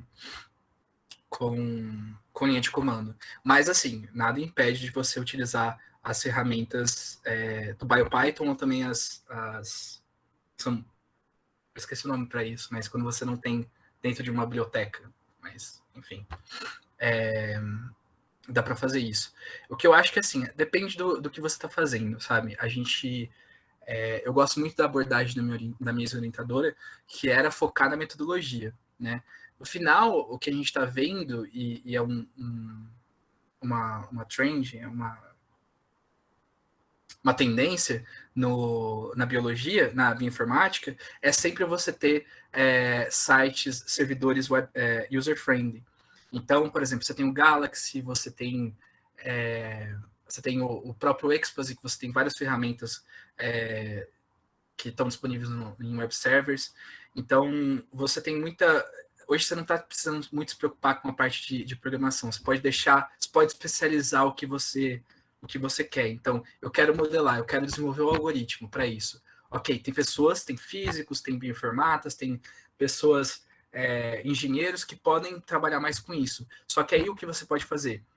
Bem, eu não quero me especializar em bioinformática estrutural, por exemplo. Então, o que eu posso fazer? Eu posso desenvolver minhas perguntas biológicas, eu posso estudar a metodologia e falar, eu acho melhor a gente fazer por isso e eu quero que você rode esses programas aqui para mim. E as pessoas vão fazer isso. Então, eu acho que é mais saber o que é a metodologia do que como roda um programa, né? É isso. Alguém tem mais uma pergunta? Ok, isso. Bem, vocês estão conseguindo ver a minha tela? Por acaso? Não sei se está... A tela que está aparecendo para vocês é qual? Tem uma proteína aqui ou é... Tá tudo branco para mim. Tá. Tá, então... Tá, deixa eu religar aqui. Janela... eu vou compartilhar a tela inteira. Vocês me falam, eu não vou conseguir ver o chat, mas quando vocês quiserem falar alguma coisa, por favor, me chamem, tá? Que eu não vou conseguir ver agora. Agora vocês conseguem ver a tela inteira. Sim. Perfeito. Beleza. Então vamos lá. Eu vou repetir todos assim, não todos os passos que eu fiz com essa proteína TeamPress 2. Falei para vocês. Bem, a primeira coisa que a gente pode fazer é procurar se essa proteína já está anotada, já tá descrita em bancos de dados. No caso aqui, eu utilizo muito o Uniprot porque ele é muito completo. Então, a primeira coisa que vocês entram, quando você vai procurar, sei lá, a proteína X, vocês entram no site aqui, bem bonitinho, e eu quero achar a minha proteína aqui, TeamPress 2. Se vocês quiserem dar alguma ideia da proteína que vocês estão trabalhando, a gente pode também falar aqui, vai ser bem interessante também. Se alguém tiver uma ideia, por favor, fale. Mas aqui, então, na TeamPress 2, você tem essa página aqui, eu vou dar uma diminuída aqui para vocês verem um pouquinho mais. Então, o que vocês vão encontrar nesse banco de dados? Vocês podem encontrar a função dela, o que ela faz, onde ela está, o que ela está envolvida com SARS-CoV-2, no caso aqui. Isso tudo anotado e referenciado. Então, fala aqui que ela aumenta o processo de fusão. Tá, mas onde está escrito isso daqui? Foi tirado da minha cabeça? Não, está publicado no PubMed aqui, pelo menos está dentro do PubMed. A gente tem algumas informações sobre os elementos dessa proteína, dessa sequência. Então, a gente tem um domínio aqui, tem outro domínio, tem esse sítio aqui que é autoclivado, no caso, como eu falei para vocês. Tem esse domínio aqui que é a peptidase. Eu tinha falado que tem a função de proteólise da Spike. E a gente tem esses aminoácidos resíduos aqui que compõem o sítio ativo. Aqui também a gente tem o Gene Ontology, que são as anotações que vão falar onde que essa proteína está, qual que é a função dessa proteína, em que processo ela tá inclusa. Então, por exemplo, ela está inclusa na proteólise, ela é encontrada na membrana plasmática, e aqui outras vertentes do que você pode falar que ela está integrada numa membrana plasmática, né? Você pode encontrar mais informações sobre a função molecular e os nomes dela. Então, é muito comum você encontrar nomes diferentes para a mesma proteína. Então, aqui a gente chama ela de TeamPress 2, mas tem gente que chama de selenoprotease 10, PRSS 10. Então, é muito importante a gente ter essas informações aqui, onde você encontra ela, né, em qual organismo, onde você pode encontrar quais são os outros códigos que descrevem ela. Então, esse código aqui, nesse caso, O15393, é o código que a gente pode encontrar no Uniprot. Então, tem muito banco de dados ou muito servidor que você vai analisar, vai predizer a estrutura da proteína, que você pode utilizar só esse código. Você não precisa colocar a sequência completa dela, você não precisa colocar o nome dela, só coloca o código e é boa. E a gente também pode encontrar ela no proteoma. Então, se já fizeram estudos de o proteoma daquele genoma, daquele organismo, a gente pode encontrar essa proteína lá. Né? Então, aqui nesse caso, é o que a gente encontra. A localização subcelular, então, onde a gente encontra ela? Então, a gente pode encontrar ela secretada porque eu falei, né? No caso, ela se autocliva e essa parte vai secretada para fora, né? Fica lá para fora. E a gente pode também encontrar na membrana celular. Aqui mais algumas informações estruturais, o que ela está envolvida, as mutações que estão envolvidas que podem gerar doenças e podem gerar variantes. Então, aqui a gente tem algumas mutações que foram descritas e tem as publicações respectivas. E modificações pós-traducionais. Então, a gente tem... Acho que travou aqui. Eita. Peraí, eu já volto aqui. A gente pode encontrar Eita. Deixa eu voltar aqui.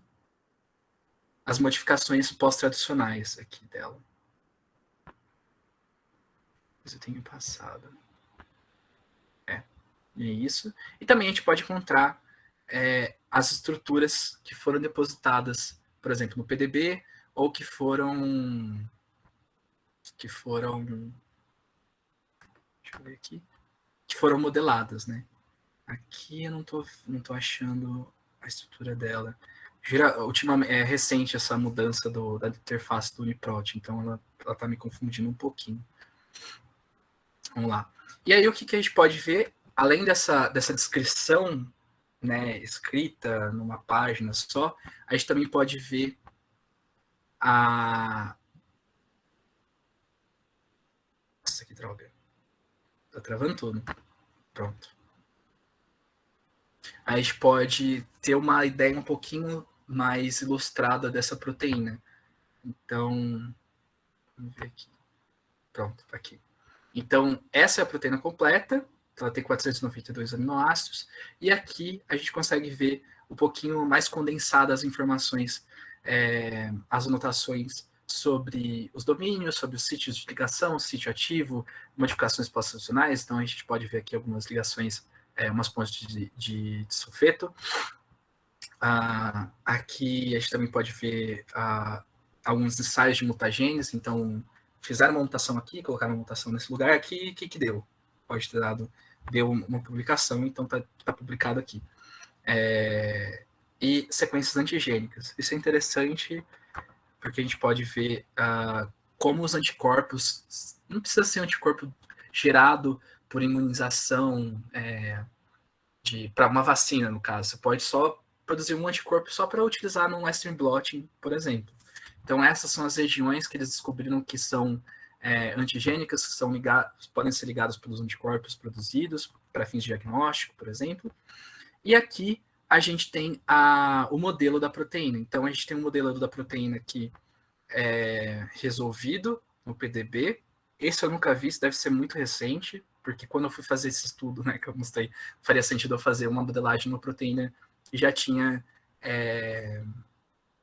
depositado num banco de dados. E a gente tem o AlphaFold aqui, nele, que é o mais bonitinho, muito fofo. Tem uma qualidade muito legal. Se a gente for comparar uma estrutura com a outra, a gente vê um aumento muito grande, muito significativo da qualidade da proteína. Aí a próxima coisa que a gente pode olhar também que pode até responder uma pergunta biológica. Ok, eu tenho uma proteína, será que essa proteína, vamos supor que o meu estudo, eu descobri que o camostat ou outras moléculas isoladas no extrato natural conseguem realmente inibir a infecção. Ok, mas onde ela vai inibir essa infecção? Será que essa proteína é só expressa em uma região do corpo? Será que, sei lá, ok, eu posso inibir a infecção dela no pâncreas, mas, ok, isso não pode ser tão interessante quando a gente está falando de uma infecção respiratória. E aí, o que a gente vê aqui na respiratória e gastrointestinal, né? Então, a gente consegue ver que aqui que ela é expressa no sistema respiratório, o RNA também, aqui a gente também pode avaliar a expressão a transcrição, né, o transcriptoma, e o trato gastrointestinal. Então, isso pode explicar um pouquinho também porque alguns dos sintomas da COVID-19 são gastrointestinais, e porque talvez os homens são muito mais afetados do que as mulheres. Então, aqui vocês podem ver essa comparação. Isso, claro, é a nível molecular, né? Não pode não explicar toda a complexidade do porquê que o vírus afeta mais homens do que mulheres. Mas já uma evidência legal que a gente pode criar hipóteses bem bacanas. Então, esse é o site do The Human Protein Atlas, que vocês podem encontrar várias informações legais. Por exemplo, eu quero desenvolver também uma parte da minha vacina, que eu estou desenvolvendo contra o coronavírus. O que eu pensei? Eu quero desenvolver uma vacina de RNA, só que essa vacina de RNA, eu quero que esse RNA seja expresso não só na pele quando a gente aplica, né? Eu quero que ela seja expressa por também por células do sistema imune. Então, o que eu posso fazer? Eu posso pegar e colocar alguns elementos dentro desse RNA que vão aumentar, dessa proteína, que vão aumentar a afinidade, por exemplo, ou que vai aumentar a expressão dessa proteína dentro dessas células. Então, por exemplo, eu posso, colocar eu fiz uma proteína e eu coloquei um linker lá que vai juntar 2 domínios diferentes, sei lá, domínio M, a proteína M e a proteína N do coronavírus. E aí estão unidos por um linker. Só que eu posso colocar um linker que é clivável por enzimas dentro de células que estão dentro da pele, ou estão dentro do sistema gastrointestinal, ou estão dentro do sistema imunológico. Então, isso pode ajudar um pouquinho a gente a pensar, ok, eu quero uma enzima que esteja muito expressa aqui. Então, eu vou lá procurar nesse site do Human Protein Atlas. E aqui tem uma outra coisa interessante, bacana também, que eu queria mostrar um pouquinho mais, ilustrar mais, como que você tem uma diversidade enorme de proteínas, né, de folds, de dobramentos de proteínas, ou melhor, você tem várias proteínas que também elas sempre vão cair em algum fold específico. Então, vocês podem ver aqui que tem diversas proteínas aqui que vocês podem ver que estão dentro que podem ser descritas como majoritariamente compostos por alfa-hélices, e a gente tem outros folds aqui que formam isso. Então, por exemplo, se a gente for olhar, ok, eu quero outras proteínas que tenham esse fold aqui, que é uma hélice enorme. Eu posso encontrar outras proteínas aqui que têm várias hélices, né? Tem algumas que não têm a estrutura resolvida. Majoritariamente beta, e a maior parte das proteínas são alfa e beta, né? Elas têm as duas coisas. Então, é interessante dar uma olhada nesse site que é o CATCH Database. E aqui é o site que eu falei, que é o Scipred, para você fazer a análise fazer a predição da estrutura secundária, e você saber se, ok, eu estou fazendo a predição da estrutura terciária, será que ela está batendo com o que eu estava esperando com a estrutura secundária? Será que, por exemplo, se eu colocar uma mutação, se eu inserir uma mutação aqui nessa região que tem um loop, esse loop enorme aqui, será que ela vai ter vai ser mais importante do que eu colocar uma mutação que está aqui entre essa alfa-hélice ou essa beta, essa folha beta? Será que o sítio catalítico, aquela tríade catalítica que eu falei, aqueles aminoácidos, estão dentro de onde? Será que elas estão formando uma alfa-hélice, estão formando uma folha beta, ou estão dentro de um loop? Isso é interessante de vocês filosofarem bastante sobre cada nível estrutural das proteínas. E aqui é o AlphaFold, aquele banco de dados que eu falei, que você pode encontrar várias proteínas, basicamente, pelo menos que eu entendi, todas as proteínas já descritas na ciência, isso com a estrutura resolvida. Aqui no caso, eu consegui encontrar a minha proteína aqui, então ela tem PSS2, ela é dessa forma aqui, ela tem um rabão enorme aqui, esse rabinho aqui é a parte transmembrana, e esse rabão aqui é a parte citoplasmática. E aqui, essas são as interações entre os aminoácidos, dentro mesmo da proteína. Então, como eu falei, o AlphaFold, posso estar falando errado, mas pelo que eu lembro do artigo e da metodologia deles, eles ensinaram a máquina, ensinaram a inteligência artificial a entender como que a gente pode prever a estrutura terciária dessas proteínas a partir das interações entre os átomos, a distância interatômica dos átomos que compõem uma proteína, né? E eles utilizaram um banco de dados de proteínas. E aqui é um exemplo de análise estrutural. Então, a gente tem esse RAT, que vocês podem encontrar por esse site Saves, aqui, Saves. Você tem 5 ferramentas, 5 programas que vão analisar a estrutura, isso considerando aqueles parâmetros que eu falei. Então, você pode considerar a estereoquímica, você pode considerar os erros ou a distância dos carbonos, por exemplo, da cadeia primária, em comparação às outras, estatisticamente, às outras estruturas que foram depositadas no PDB e que tem uma qualidade boa. Então, se estiver muito distante do que a gente estava esperando, então a qualidade vai ficar ruim. E aqui vocês podem ver, a estrutura do AlphaFold deu uma qualidade de 96. Isso é muito alto. Na minha, quando eu tinha feito pelo Threading, que foi a melhor, no caso, deu 70 e pouco. Então, assim, é maravilhoso para a gente trabalhar com proteínas. E aí a gente tem o 3D Protein Imaging, que vocês podem até seguir no Instagram, ou se vocês forem procurar meu Instagram lá, eu tenho bastante postagem com a ferramenta deles, que vocês podem visualizar a proteína de uma forma bem bonitinha. Então aqui, eu coloquei a estrutura do PDB, mas eu também posso colocar o código PDB dela.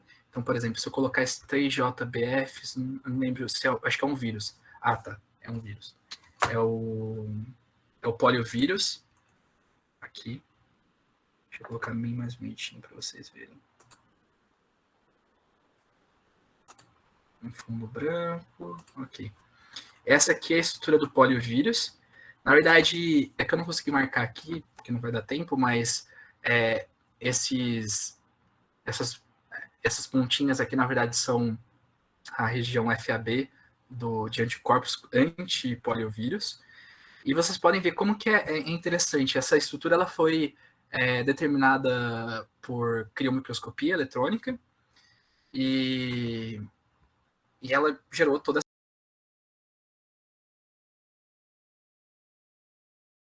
da proteína.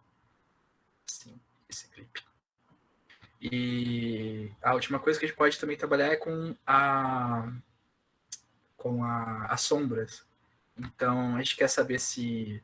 Mesmo olhar aqui visualmente. Deixa eu olhar aqui, determinar, sei lá, quais são os possíveis bolsões de ligação dessa proteína, por exemplo. A gente pode trabalhar com isso, com a própria sombra da proteína. E a gente vai fazer uma estrutura bem bacana, uma imagem bem legalzinha. Então a gente vem aqui, vai em Options, e aqui ele vai te dar várias opções de como visualizar essa proteína. A gente pode também, eu esqueci de falar, a gente pode visualizar não só proteínas, mas como moléculas pequenas, fármacos, medicamentos. A gente pode visualizar carboidratos, pode visualizar proteínas, ácidos nucleicos, então um pedaço de DNA a gente pode avaliar aqui também. E aí depois que a gente gera define aqui o que a gente quer, a gente já obtém a imagem e ela é bem rapidinha. Alguém tem alguma ideia gostaria de dar uma olhada numa proteína aqui, discutir a proteína e tal? Que a gente pode visualizar aqui também. Aqui, ó. A proteína... O poliovírus. Tu chega... eu sei que o problema dos complexos de apresentação de antígenos, MHC, é algo muito grande, né? Mas tu chega a trabalhar com alguns sítios ativos nesse software ou não? Deixa eu ver, como assim? Tipo... com parte, só com um complexo de apresentação, porque o MHC ele é muito grande, né? Ele tem o HLA, no caso, né, para humanos, que tem toda aquela parte transmembrana e tal. Mas se pegasse só a região que seria o pocket mesmo, tipo, de ligação do antígeno do epítopo, né, ao complexo. Isso é possível nesse software? Tu já fez? Não sei. Não precisa fazer agora, né, no caso, mas tipo... não, tranquilo. Não sei se tu já fez no caso, né? Então, na verdade, tem um software, um site, vou mostrar aqui para vocês. Eu posso abrir aqui também, mas eu já trabalhei com ele sim, pelo menos eu fiz umas visualizações legaisinhas. Mas tem um site chamado AIDB, que é o... eu esqueci o que ele significa. Vou ver aqui. Eu não conheço muito, eu eu trabalho pouco com imunoinformática. Se vocês quiserem uma orientação, assim, eu tenho um colaborador nosso aqui que trabalha exatamente com imunoinformática, que é muito fodão, que pode explicar melhor, mas a gente tem no site. Tem um campo muito vasto para imunoinformática, porque a gente consegue aplicar todo esse conhecimento que eu falei aqui de bioinformática estrutural, e não precisa ser estrutural também, mas filogenética e tal, para a gente avaliar se um antígeno é bom para ligação, ou se um anticorpo vai conseguir ligar naquele antígeno, se aquele antígeno ou aquela região, aqueles peptídeos vão se ligar a um MHC específico. Então, o MHC MHC1, A, B, alguma coisa, blá, blá, blá, blá, da pessoa X, daquela população X, a gente também pode utilizar. Aqui, no caso, esse Immune Epitope Database Analysis Resource, que é o IEDB, ele tem cursos online, depois se vocês quiserem pesquisar. Você consegue colocar qualquer informação aqui e ele vai te dar, muito provavelmente, alguns resultados bacanas para você, sei lá, desenvolver sua vacina, juntar epítopos, os peptídeos de uma proteína com outra para fazer uma vacina, ou utilizar para ver qual que é a imunogenicidade daquele peptídeo, por exemplo. Então, por exemplo, se a gente for colocar um organismo aqui, SARS-CoV-2, a gente vai só colocar essa informação aqui. A gente vai encontrar um monte de estudo com eles, e um monte de epítopos também, que foram avaliados por diversos grupos de pesquisa. Também tem, se a gente for para a parte da bioinformática estrutural, pelo que eu estudei, tem algumas ferramentas que são específicas para você, se você tem, sei lá, eu tenho um epítopo, tem um peptídeo X lá. Eu quero saber se esse peptídeo vai se ligar ao MHC1, ao MHC2. Ele tem esses servidores online que ele já tem a estrutura do MHC toda bonitinha, que eles definiram, resolveram, modelaram, ou enfim, aprimoraram de métodos experimentais. E aí ele faz o docking desse peptídeo com o MHC. E aí vai falar, ok, esse MHC para essa população, ele vai funcionar, então pode continuar com esse peptídeo, então ok. Pode ajudar no design de antígenos.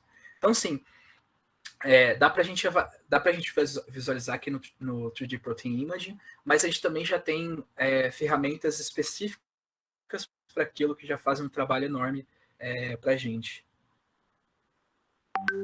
Uma coisinha bem bacaninha.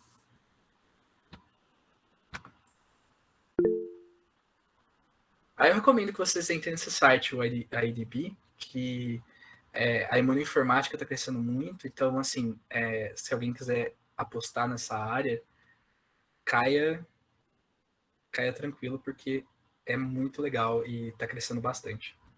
Que isso, de nada, Samuel. E difícil. Mas vale a pena, é gostoso, é bonito. Quando você começa a fazer essas estruturas aqui, fala, nossa, que estrutura bonita, a gente começa a dar mais valor para isso. Infelizmente, a beleza... Sim, é uma fofura. É muito fofo, mas assim, meu Deus, eu acho que eu... Cara, bati cabeça enquanto você falava umas 50 vezes, mas muito fofinhos. Que bom. Se alguém tiver... Se tem alguma dúvida, alguma coisa que eu não falei, ou que eu falei que ficou... Não, eu acho que foi tipo, tudo perfeito. Mas eu realmente tenho uma dificuldade com essa área. Mas lindo, muito fofinhos. Feliz. Depois, se vocês quiserem, eu posso passar um livro bem bacana de bioinformática estrutural e métodos computacionais para predição de estruturas, que explica de uma forma bem didática, bem legal. Não sei se vocês vocês têm disciplina de bioinformática na graduação? Sim. Eu ainda não fiz, mas o pessoal tem sim. Ah, legal. É o LESC, que é o que o pessoal mais utiliza, que é a introdução à bioinformática, eu acho. É, é bem interessante nessa parte, mas eu posso passar umas coisas mais específicas que quem quiser entrar nessa área, principalmente em design de proteínas, agora que vocês estão no, no crescimento do AlphaFold, nossa, aproveitem bastante, porque tem muito futuro. Sim, pode passar. E se não for problema, daí eu também passo o seu contato, caso o pessoal tenha Claro. alguma dúvida ou queira conversar, tipo, em algum momento, assim. Perfeito. Beleza. Aí eu passo lá para eles no grupo do clube. Beleza. Ok. Gente, alguém tem alguma pergunta ou quer falar alguma coisa? Valeu, Mikael. Valeu, Mikael Baruch. Obrigado. Fale bem de mim para o seu parente que envolve vacinas, por favor. O Samuel levantou a mão, né? Sim, pois é, né, Mikael? O Mikael não avisou que ele tinha um parente famoso lá em Harvard desenvolvendo vacinas, né? Enfim, assim, não só agradecer, muito boa a tua palestra e também deixar aberta essa possibilidade aí, talvez quando ver a galera aí no próximo projeto do Aigin esteja trabalhando com algo relacionado, né, a proteínas e necessite modelar. É bem interessante todo esse pipeline aí que tu mostrou, porque na época que a gente tentou fazer, né, não tinha uma referência. A gente tem bioinformática na Unila, mas ela não é, a gente não tem professores que são bioinformatas, e isso acaba dificultando muito, né, o aprendizado, né, e existem várias áreas dentro da bioinformática, então, e a estrutural muitas vezes não é abordada dentro do nosso curso, mas é legal ter essa ponte com quem está trabalhando com isso e tem um conhecimento enorme, né, como é o seu caso. Então, para a galera aí que está iniciando agora, tanto no time quanto em algum projeto, é bem da hora aí ter esse contato. E eu provavelmente vou te seguir ali. Provavelmente não, já estou te seguindo no Twitter e vou acompanhar suas postagens. Perfeito. Eu falo Valeu. muita merda no Twitter, mas. Acompanha que tá cheio de treta lá. Tem... Legal. Prazer, viu? Prazer, Valeu. Samuel. Não, mas com certeza, quando iniciar o próximo projeto do Aigin, eu vou estar enchendo seu saco. Por favor, nossa, eu adoraria participar. Eu fui descobrir o Aigin ou Aigin? Aigin. Ah, eu falava Aigin, não sei porquê. Mas eu gostava muito do... Ah, claro, eu vou colocar aqui no chat. Em todas as redes sociais, inclusive no TikTok. O Assim, esse que tá no grupo. Eu fui descobrir, nossa, acho que no final da graduação, e não tinha time, não tinha muito interesse, né, dentro da farmácia, né, do curso que eu fiz. Então, agora eu comecei a gostar bastante disso. Nossa, eu adoraria participar, mas é mais para graduação, a Gen, né? Tem time também para pós-graduação, mas eu acho, assim, não sei como é que é aqui no Brasil, tipo, quantos times tem. O Samuel vai poder falar melhor. Mas, tipo, em últimos casos, você também pode entrar, tipo, na nossa equipe como um advisor. Enfim. Chique. Samuel, Pode ser. pode falar. A minha mão estava levantada sem querer, mas é exatamente isso que a Gadir falou mesmo. Tanto é que ano passado a gente tinha ex-alunos da biotech daqui que eram advisors, né? Ou até gente da pós-graduação aí da USP. O Eric, que é ex-aluno, é da pós-graduação, mas tinha outros também que eram da pós-graduação da USP. Foram nossos advisors também. E é bem importante esse apoio, assim, porque, enfim, o conhecimento, ele é muito distribuído, né? Então a gente precisa buscar diferentes pessoas para formar um projeto amplo, né? Isso Sim. é legal. Nossa, adoraria. Muito chique. Sim, não, e com certeza o pessoal que for ficar no Dry Lab vai, muito provavelmente, vai te enviar alguma coisa, vai pedir ajuda, vai pedir socorro. Até eu vou, mas acho que é isso. Se alguém quiser falar mais alguma coisa, se alguém quiser perguntar algo, enfim, manda aí no chat. Eu, assim, muito obrigada, tipo, obrigada mesmo, até, tipo, por prolongar o seu tempo e ficar aqui com o pessoal, tirar as dúvidas, foi sensacional. Eu tive dificuldade, mas eu vou reassistir o encontro e te mando qualquer coisa. Perfeito. Tô aberto a todas as perguntas. Enfim, muito obrigado, gente, pela paciência e pelo convite. Deu um delay ali. Meu cérebro parou agora já. Não, já deu, né? Quase 2 horas. Mas ok. Eu acho que é isso.